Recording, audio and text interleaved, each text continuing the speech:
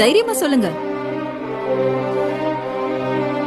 படிக்கணும்ன்ற ஒரே காரணத்துக்காக பக்கத்து ஸ்டேட்ல இருந்து வந்து இப்படி கொலை செய்யப்பட்டு பழியோட செத்து போன வைஷாலிங்கிற மாணவியோட ஆத்மா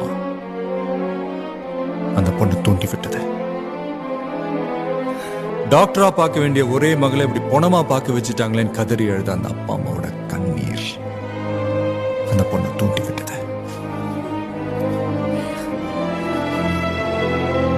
கடனை வாங்கியது கேட்ட பணத்தை கொண்டு வந்து கொடுத்தும் இப்படி கட்டுமான வசதி இல்லாத காலேஜில் வந்து மாட்டிக்கிட்டோமே, தங்களோட எதிர்காலம் என்ன ஆகுமோன்னு ஒவ்வொரு செகண்டும் தவிக்கிற அத்தனை ஸ்டூடெண்ட்ஸோட எதிர்காலம் பத்திய கவலை அந்த பொண்ணு தூண்டி விட்டது.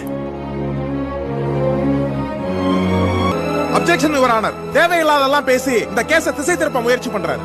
அவர் சொல்றது உண்மைதான்.